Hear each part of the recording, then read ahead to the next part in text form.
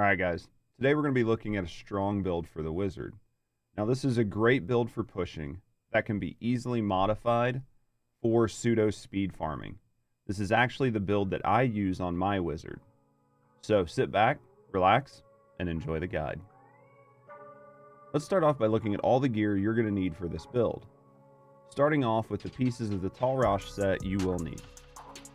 You're going to need the helmet, the chest piece, the belt, the boots, and the gloves. Outside of Tal Rasha's set, you are going to need Oghild's set. For that, you're going to need the shoulders and the bracers. Beyond set items, you will need 2 pieces of legendary gear that fall outside of sets. Those are going to be the Smoldering Core and Nilfer's boots. With weapons and armor out of the way, we need to look at the accessories you're going to need for this build. 2 of the 3 of these pieces are actually crucial to the build, and the build will not function properly without them. One of those pieces is Squirt's necklace. This necklace gives you a massive boost to your outgoing damage as long as you are not personally receiving damage. The other crucial item is the Halo of Karini. This mitigates most of the damage you could possibly take as long as you're wearing storm armor and it electrocutes somebody. You also need the Covenant of Elements. This is just a general purpose ring that a lot of builds utilize because there's not really much of a better ring out there for most builds. Now this is where my build will differ from a few other people's, and that is going to be in the legendary gems that I recommend. I actually recommend that you use the Bane of the Stricken, Bane of Trapped, and Bane of the Powerful. Now there is a discussion that could be had about changing one of these gems out, and we'll talk about that a little bit later in the video. Outside of the legendary gems, you will want to try to have an amethyst in your helmet, you will want to have topaz in your chest and pants, and you will want to have an emerald on your weapon. Beyond the gear that you have equipped, you will need to have 3 things in your cube.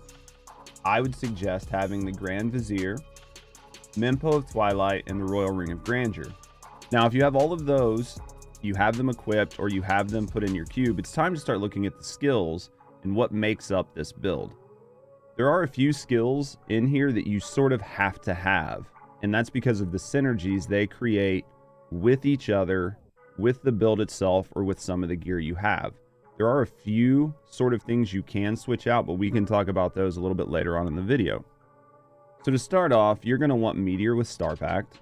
You will want to use Frost Nova with Frozen Mist. You'll want Familiar with Spark Flint, Teleport with Safe Passage, Storm Armor with Power of the Storm, and Magic Weapon with Conduit. Outside of your active skills, you will want Dominance for one of your passives, Galvanizing Ward for another one. I prefer to use Audacity, and then you will want Elemental Exposure. Having all of this together is sort of what synergizes with the equipment and gives the build all of the utility it needs to move forward. So how does this build work? Well, the build actually focuses around you dumping all of your arcane every time you cast Star Pact. Now this would be a problem, except you do have synergies with Magic Weapon as well as Vigor from the Shrine. Between both of those, every time you hit enemies, you will gain arcane back. The goal here is to just keep pumping out damage and keep getting your arcane back non-stop. The strength of the build does come from both of the passives working. This will require you to focus your build on crit chance. Any piece of equipment that you wear that can roll with crit chance needs to have crit chance on it. The Halo of Karini synergizes with your storm armor and is what gives you the massive damage reduction. This is a major part of your survivability as a wizard. Because of that, you need to make sure you have both items, and you need to prioritize damage mitigation on your Halo Karini over any other stat, or you will find yourself spending more time dead than alive. Another part of this build is it will require you to put some of your Paragon points into Vitality. The reason for this is actually twofold. One, if you do get hit, you should have enough health not to instantly die. The second and most important part is that you actually gain a shield equivalent to 60% of your maximum health. Damage to your shield does not count as damage towards you, so it will not remove your Squirts buff. Before we go further, there are actually a few variations we need to discuss. If you find yourself constantly out of Arcane, you may actually need to switch out to a Comet Black Hole build. This build is better for lower level wizards, as it makes it easier to manage your Arcane but still put out some decent damage with Comet in combination to Black Hole. This is the build I would actually suggest you use until you can get Vigor out of the Shrine and re-roll your gear to get your crit chance as high as possible. There may be times that you just want to speed through the content and you don't need a whole lot of damage. At that point, I would actually looking at switching your cubed staff out for the Aether Walker. This staff is nice because it removes the cooldown on your teleport and makes it only cost Arcane. This is a great way to have nearly unlimited teleports and let you move around the map a lot faster. So if you're playing in a group, consider changing out your legendary gems and passives. Switching out your powerful gem to a Zeist and changing Audacity to Power Hungry can give you a big boost in damage. The reason you actually would do this is because in group play, it's easier for you to stay at range and really capitalize on the strength of these passives and gems. Using them in group play will give you a big boost to your damage and will help your team overall. So for some last minute quick tips, I want to go over just a few points that might help you in your gameplay with the wizard.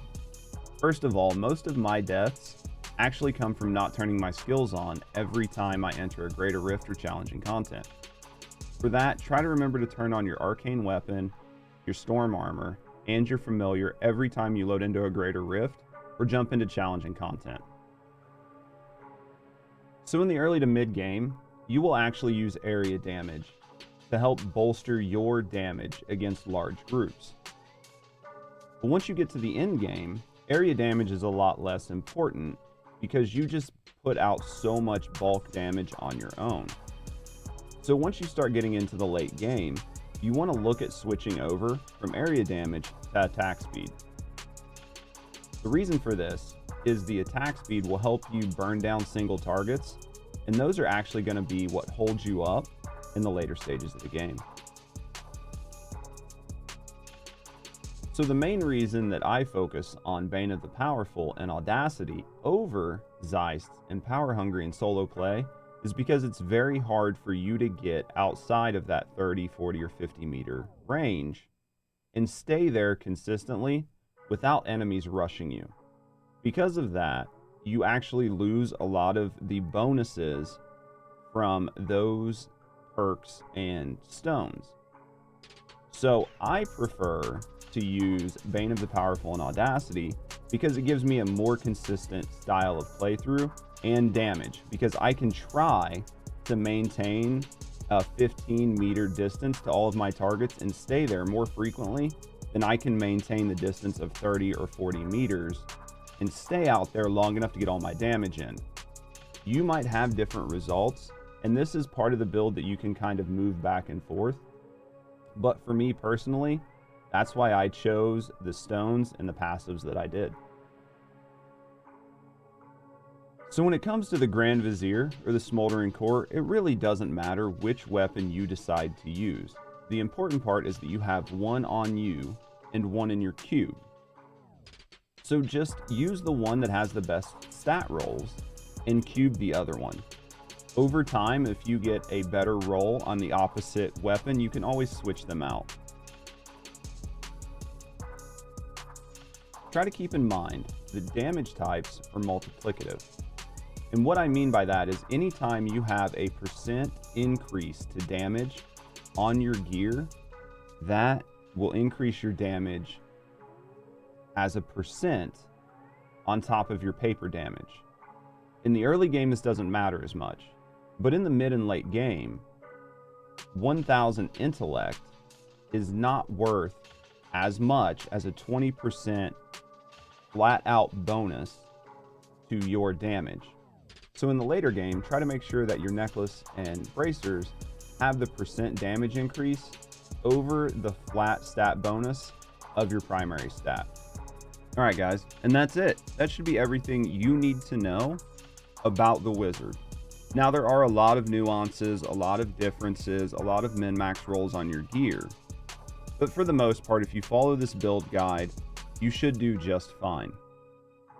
If you have any other tips and tricks to help wizards, please leave them down in the comments below. And as always, have a great day.